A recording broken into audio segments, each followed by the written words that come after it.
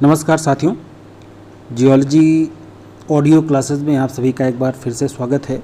ये एक हमने नई सीरीज़ शुरू की है। अब देखते हैं इसका क्या रिज़ल्ट आता है। आप लोग जैसा इसका परिणाम देंगे, जैसा आप बताएंगे, वैसा ही इसको आगे कंटिन्यू किया जाएगा। ठीक है, आज हम बात करेंगे जो वोल्केनोजेनिक सल्फाइड डिपॉजिट्स हैं उसका जो क्लासिफिकेशन है, क्योंकि वहाँ से क्वेश्चन बहुत ज़्यादा पूछे जाते हैं। देखिए, कई लोगों ने इस डिपॉजिट्स को क्लासीफाई करने की कोशिश की, जिसमें सोलोमन का क्लासिफिकेशन है, फ्रैंकलिन का क्लासिफिकेशन है। ठीक है, तो सोलोमन ने जो इसको डिस्क्राइब किया था, मतलब डिवाइड किया, वो 3 पार्ट्स में किया। एक तो कॉपर ग्रुप में किया, कॉपर, फिर जिंक कॉपर ग्रुप, और तीसरा जो था वो जिंक लेड कॉपर ग्रुप था।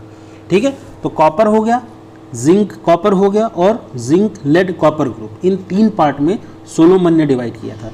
ठीक है, जस्ट इनके बाद फ्रैंकलिन का क्लासिफिकेशन है, जो थोड़ा बहुत इनसे मिलता जुलता था। इन्होंने जो सोलोमन का क्लासिफिकेशन था, इन्होंने इस पे जो क्लासिफिकेशन दिया उसमें जो इन्वायरमेंटल फैक्टर्स थे, इन्वायरमेंटल क्राइटेरिया को बिल्कुल भी फॉलो नहीं किया। ठीक है, तो इसके बाद सिमिलर डिवीज़न इसी तरह का आया जो कि फ्रैंकलिन ने दिया था। उन्होंने क्या बताया, उन्होंने इसको सब डिवाइड किया है, कॉपर और कॉपर जिंक 2 तरह के ग्रुप में इसको फ्रैंकलिन ने डिवाइड किया। एक तो कॉपर हो गया, दूसरा कॉपर जिंक हो गया। ठीक है, ये आर्टिफिशियल इन्होंने बताया इसको, ड्यू टू द जो कॉपर और प्रोड्यूसिंग डिपॉजिट्स, क्योंकि कॉपर इसमें बहुत ज़्यादा होता था, तो कॉपर प्रोड्यूसिंग जो डिपॉजिट्स थे, इस वजह से इसको इन्होंने आर्टिफिशियल टाइप का दिया। ठीक है, सबसे इंपॉर्टेंट जहाँ से एग्जाम में आपके क्वेश्चन पूछा जाता है, ये है आपका सॉकिन्स का। ठीक है, सॉकिन्स ने किस में डिवाइड किया, प्रपोज्ड जो क्लासिफिकेशन इन्होंने प्रपोज किया वो फुल्ली डिपेंडेंट था टेक्टोनिक सेटिंग और एसोसिएटेड वॉल्केनिक रॉक से। ठीक है, आपने सॉकिन्स का नाम भले ना सुना हो, लेकिन जो अब इसके क्लासिफिकेशन है, जिसमें आपका साइप्रस टाइप है, बेसी टाइप है और क्यूरोको टाइप है। यहाँ से क्वेश्चन आपसे बहुत ज़्यादा कई बार एग्जाम्स में पूछा भी गया है और आगे भी पूछा जाएगा। ठीक है, तो ये एक सीक्वेंस आपको याद रखना है, CBK, क्योंकि क्वेश्चन पूछा गया है साइप्रस, बेसी एंड क्यूरोको टाइप।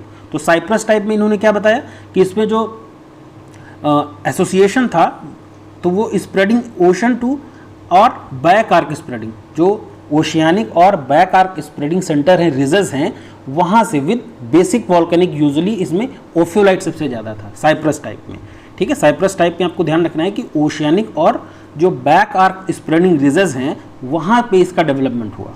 ठीक है, फिर जो बेसी टाइप पे बताया, इसका जो एसोसिएशन था वो early part of the main जो कैल्क एल्कलाइन स्टेज थी आइलैंड आर्क फॉर्मेशन की। ठीक है, आइलैंड आर्क फॉर्मेशन की जो कैल्क एल्कलाइन स्टेज है, वह उसको इन्होंने बेसी टाइप बताया।